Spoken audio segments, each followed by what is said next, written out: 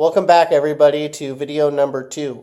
As you can tell, I'm a little sick, a little congested, feel fine, but I've been out here for the last 2 or 3 nights pulling the wiring harness and going through everything, doing my pin fitment for my wiring harness. I actually made a video on it, but it turned out like crap because I was way sicker than I am now. But I can kind of show you what I found in the spare harness that I have here.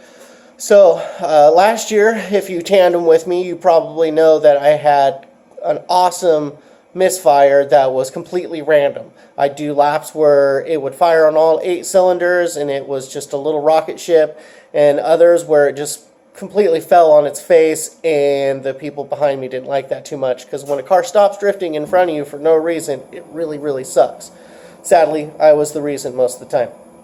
So what I ended up finding, though, was there's 2 pins in the connectors for the injector harness and the connector for the sensor harness. So my 5-volt V-reference sensor wire, or I should say V-ref, basically, was loose.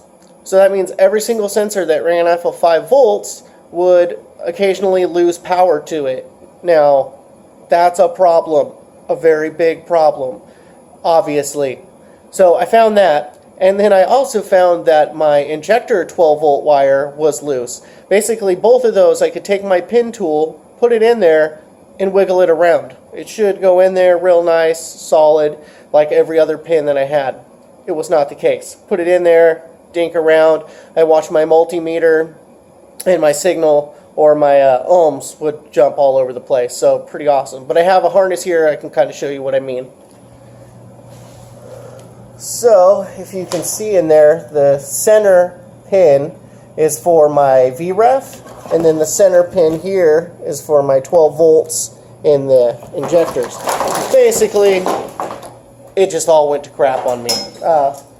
Like I said, it explains a whole lot. Now this wiring harness is falling down, so we'll put that there. Explains so much. I will probably end up using this second harness that I have just because the pin fitment's a little better on it. It is a little newer harness, but it's a MAP harness instead of a MAF harness. But there is a conversion for that, and somebody's already done the kind of the plug-in conversion. I'm going to go in and repin it and do the right conversion for it. Basically make it like a Ford factory harness was. But I'm super stoked about that. Makes all the nights out here that I was freezing my butt off worth it. And I can actually kind of show you what I mean by freezing my butt off, because we got snow. We got a lot of snow. As you can see, all my body kits and spare parts are completely covered in it. It's been fun. It's been really cold. So I have not been doing a whole lot out in the garage besides pulling the harness, running back inside, and checking everything in the nice warm house. So that's kind of where I'm at with this so far. Like I said, I also took the PCM apart and checked that. There's no burn marks in it, no water damage, so that's pretty good to go. I actually have a video of taking that apart. That's not total crap. I'll probably add in later. But yeah, like I said, super stoked to find that in the wiring harness, because that means I can now move on and it wasn't a sensor or something else dying randomly, which is great. Alright, I got the screws out now, and we can carefully take off the top cover, kind of give the PCM a once-over. I don't see any black marks where anything got hot or started to burn. There's no water in here. You'd see like white or green, sometimes blue coloring. I don't hear any loose contacts, as if the solder had broken. I've seen that before. And you can't really see on the other side here, but if there was anything to see, you'd probably see it here first. So that looks like a good PCM to me. So we will put it back together, store it somewhere nice and dry, and use it later when I go to fire up the car again for the first time in a long time. Alright, so I brought my wiring harness into the house so that I could kind of go through the pin fitment and laid it down here on the kitchen table, which I'm sure my wife's going to be super excited about. Apparently, my kitten loves wiring. I've never seen a cat like wiring so much. He's been here probably for like 10 minutes. But anyway, I'll get back to wiring harness stuff.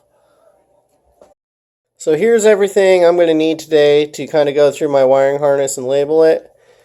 Any assorted picks from Harbor Freight, of course. Razor blade, some snips, some tape to label things, a gold Sharpie, because gold is the color of champions, and some Oreos, because that's just self-explanatory. Why wouldn't you need Oreos? They're delicious, and these ones are holiday colored. Delicious.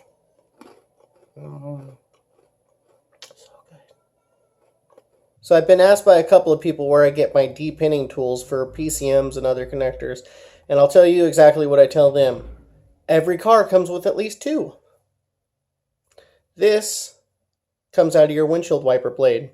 You take your old windshield wipers, pull out the nice stainless steel piece of steel, and shape it to the form you need. This one, I don't know if it'll focus on it, kind of like a pitchfork, but I have about 3 or 4 of these that are shaped to fit different pins and different harnesses. They're great, super cheap, because it's something you're going to throw away, and since they're stainless, they'll never rust. Just keep them clean, throw them in your box, and these things are about, 22 inches to, 24 down to 16 inches, so you can actually get about 2 or 3 out of a single wiper blade.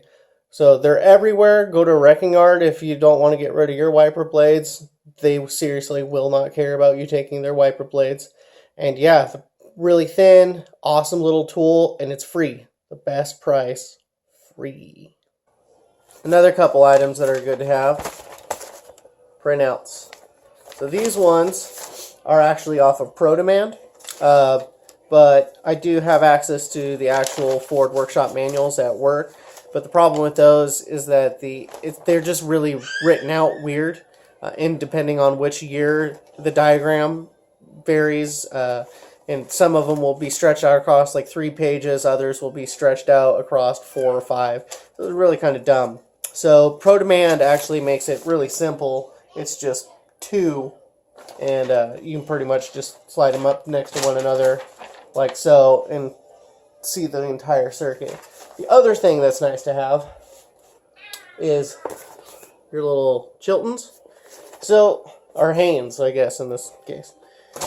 The problem I have with that is their wiring harnesses are kind of all over the place too. And I don't know if really that's so much Haynes manual's fault as much as Ford's, because if you search through these, even on the workshop manuals, wire color changes from year to year, but it's the same pin. So injectors are different colors sometimes. Power wires and grounds are different colors sometimes. It's really kind of weird, but that's the way it is. And my harness that I used in my car pretty much matches exactly to a 93, except for about 4 or 5 pins, and I can't find them anywhere in any of the years for a Fox Body Mustang, which is awesome. But the pin color is wrong, but the pins itself are in the right spot. So thanks, Ford, for screwing that one up, or somebody at Ford. Now for the part where I probably cut myself, cutting this rubber with this. This is gonna suck.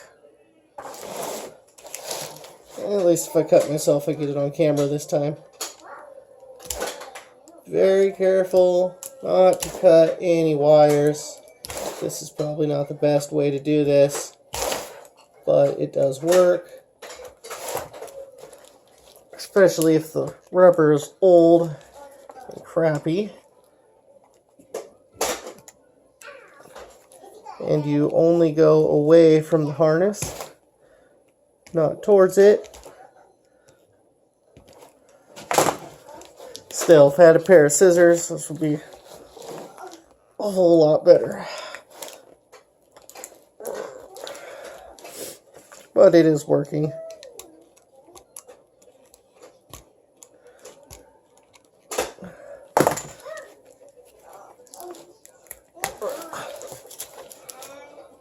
Voila. To get this out, just take a pick. Kind of go in there. So you can see this pick is just a little broken, but it will still work. Find a pin that doesn't have an actual pin in it in the center. Makes it a little bit easier. I already took a couple of pins out of this, so I know which ones do and don't have them. Sometimes you need the sharp one. Try not to stab yourself either. Really sucks when you stab yourself. They're pretty sharp. But once you finally get it coming out, it should be pretty straightforward.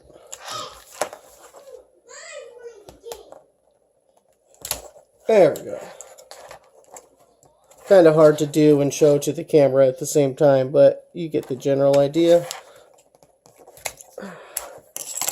And it's out. Now you take your super cheap little tool that you made earlier, still plugged in, doesn't want to come out. Now be very, very careful with this because they're old and plastic and like to break. So just lightly push down on it. Make sure you remember which hole it came out of. Bam, done. And the problem that I had, you can see here if it will focus in. Probably not. But a lot of these pins were stretched out. So I went in, kind of squeezed them back together just a little bit. And just made them a little bit tighter. Then when you want to go back in, simply plug it back in. Doesn't come out anymore. But you will need to put the inner piece back in just to make sure that it doesn't come out. Other than cutting that piece out, I haven't really done anything besides just go through my wiring harness, start labeling things. As you can see, ignition ground, data link connector that I'm going to keep this time around, stuff like that. And I'm also going to probably de-pin a little bit of this so that wires aren't overlaying each other, and wires that are grouped together, like say these injectors 3 through 6. I'll probably end up twisting those all together so it's nice and clean and tight rather than a big mess of spaghetti like I have here. Keeping in the spirit of cleaning up this harness a little bit, I have these 2 wires here that are ground and a third wire that is also ground, but it is connected to this little piece of wire. What this little piece of wire does goes to the shielding, and that shielding is just to help with RFI on the distributor return signals, and also to block out the government so that they don't know how many RPMs you're turning. Alright, it's now morning time. I ran out of energy and Oreos last night, so I pretty much stopped. I did get about 95% of the harness done, so I'll show you that. I have it sitting here on the RX-7, but yeah, it was way too late. I was supposed to work in the morning, but luckily I got to call in because of the snow, and none of my customers came in, so it wouldn't have mattered anyway. So here you can see I've got the ground wire, power wire, distributor. This is for all the fuel injectors. This is the sensors, like the baro sensor here, IAT, TPS, and ECTs. Then you have the O2 sensor harness and the O2 sensor sub-harness.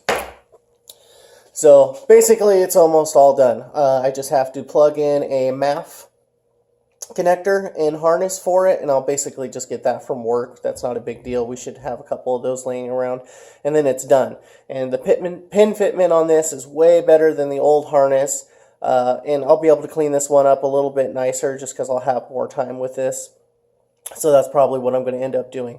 So this should get rid of my misfire issue. I know if you chased me in a tandem last year, you'll be super stoked to hear about that, because that was an ongoing problem, and it shouldn't be anymore, hopefully. But I'd also like to say thanks to everybody who liked and subscribed on the last video. and the people that came up to me at park when my wife and I were doing media. That was super awesome of you guys to come talk to us, and we really enjoyed it. So hopefully we'll see you next week. Later.